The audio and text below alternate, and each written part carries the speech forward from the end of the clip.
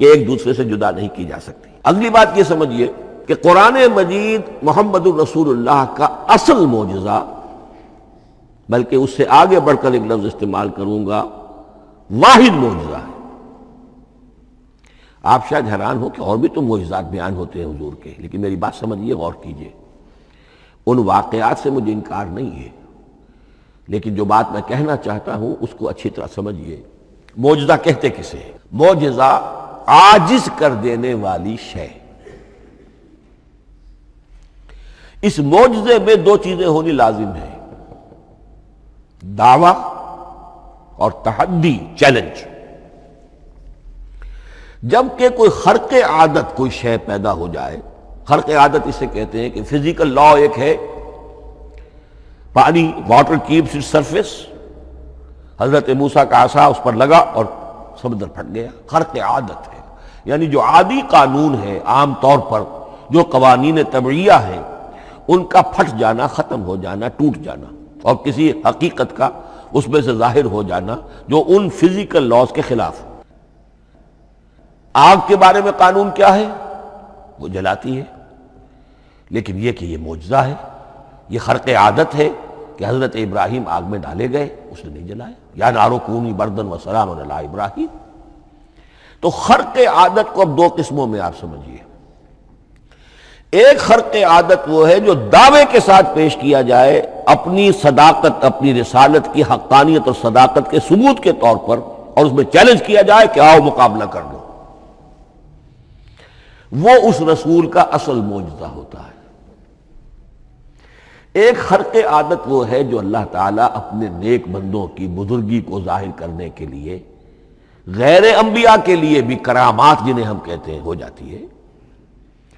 بہت سے صحابہ سے وہ کرامات ثابت ہیں۔ حضرت عمر رضی اللہ تعالی عنہ کو شام کا میدان جنگ دکھا دیا گیا، یا ساریۃ الی الجبل کے الفاظ آپ نے فرمائے۔ ابھی تو ٹیلی ویژن کہیں نہیں تھا، ابھی یہ سارے وسائل و ذرائع موجود نہیں تھے، یہ خرق عادت ہے۔ غیر نبی کے لیے اسے ہم کہیں گے کہ یہ کرامات ہے۔ نبی کے لیے لفظ معجزہ اختیار کر لیا جاتا ہے، لیکن معجزہ اس کو نہیں کہنا چاہیے۔ اصل میں یہ بھی نبی کے لیے کرامات کے درجے کی شے ہے جو اس سے بلند ہے۔ معجزہ وہ ہے جسے کوئی نبی دلیل کے طور پر پیش کرے اور اس پر چیلنج کرے کہ آؤ اور مقابلہ کرو۔ مثلا حضرت موسیٰ علیہ السلام کو دو معجزے دیے گئے، اور اس میں سے جو سانپ بن جانا تھا لاٹھی کا، وہ معجزہ جس پر چیلنج بھی آیا اور ساحروں سے مقابلہ بھی کیا، اور ساحر شکست کھا گئے، عاجز آ گئے۔ القی السحرۃ ساجدین، وہ سارے جادوگر جو ہیں فوری طور پر بے اختیار سجدے میں گر گئے۔ آمنا برب موسیٰ و ہارون، ہم ایمان لے آئے موسیٰ اور ہارون کے رب پر۔ یہ معجزہ ہے۔ اس معنی میں محمد الرسول اللہ صلی اللہ علیہ وسلم کا معجزہ صرف قرآن حکیم۔ قرآن مجید میں آپ سورہ انعام میں بھی دیکھیں گے بہت ہی شدت کے ساتھ، سورہ بنی اسرائیل میں دیکھیں گے بڑی تفصیل کے ساتھ معجزے طلب کیے گئے۔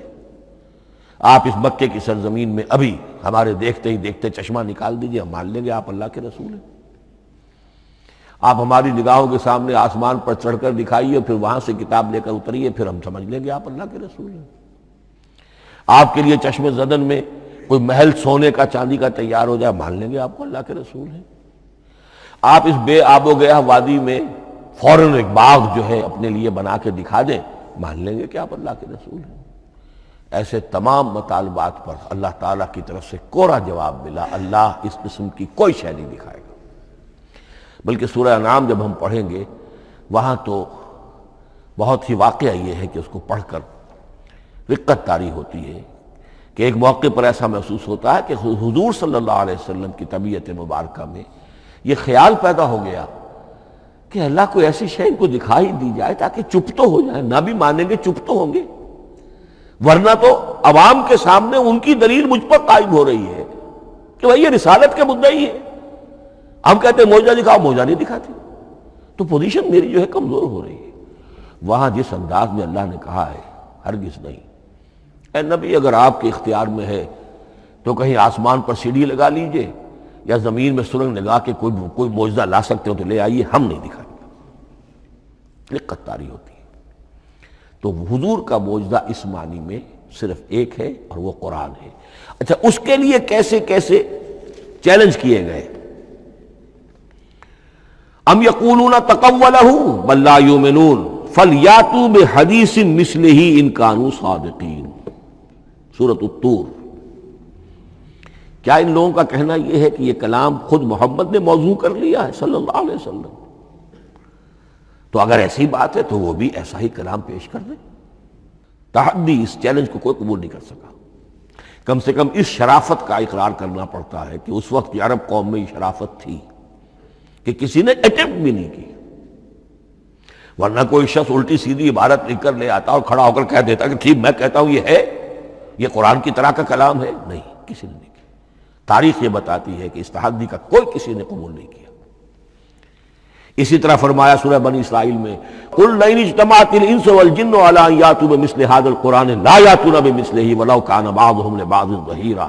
چیلنج ہے، اے نبی کہہ دیجئے اگر تمام انسان، تمام جن مل کر بھی چاہیں کہ ایسی کوئی کتاب وہ مرتب کر لے، نہیں کر سکیں گے، چاہے وہ سب کے سب ایک دوسرے کی مدد کریں۔ ہے کہ نہیں چیلنج؟ اسی طریقے سے سورہ ہود میں فرمایا، اب اس کو کہتے ہیں برسبیل تنزل، پوری کتاب نہیں لا سکتے قرآن جیسی، چلو تو 10 سورتیں لے آؤ۔ قُلْ فَاتُوا بِعَشْرِ سُوَرٍ مِثْلَهُ مُفْتَرَيَاتٍ، اے کہیے اے نبی، سورہ ہود کی آیت نمبر 13 ہے، اس جیسی کوئی 10 سورتیں لے آؤ۔ 114 نہ صحیح، 10 صحیح۔ یہ بھی نہیں ہوا تو برسبیل تنزل اور سورہ یونس میں فرمایا قُلْ فَاتُوا بِسُورَةٍ مِّن مِثْلِهِ، ایک سورت ہی لے آؤ۔